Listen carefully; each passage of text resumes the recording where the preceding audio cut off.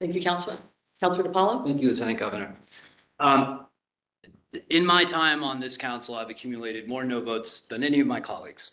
And each vote was because in the totality of the circumstances, I felt that I couldn't support the nominee. In some cases, my subjective judgment, which is of course not the objective truth, was that I've seen nominees who I felt were underqualified or unqualified, or that they were being put into position because of political favors or political fundraising skills. I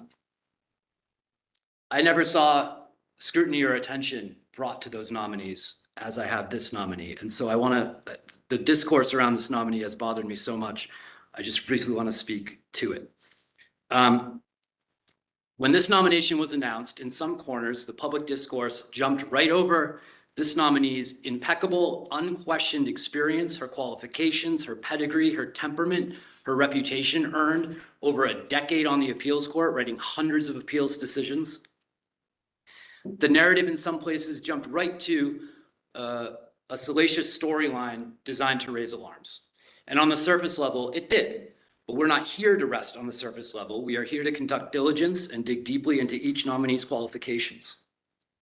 And so, like many other nominees, the nominee came to Worcester to visit me in my office, and we had a long-ranging conversation.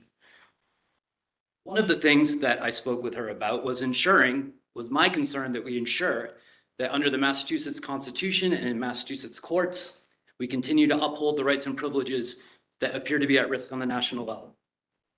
That is important to me because I do not want the government concerning itself with a woman's health care or her bodily autonomy.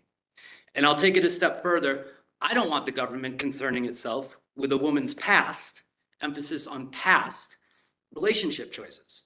And I'd ask, when do we stop policing a woman's body? How many years back do we have to go to stop policing women? And to those who tell me that a relationship that ended years ago should be disqualifying for this position, I would ask them, should I advise my smart, confident, and maybe one day ambitious daughters to never date an ambitious person because years later it might disqualify them from a position that they have worked their whole lives to deserve?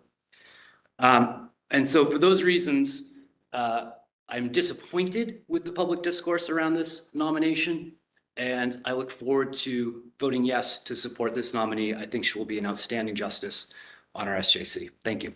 Thank you, Counselor DiPaolo. Other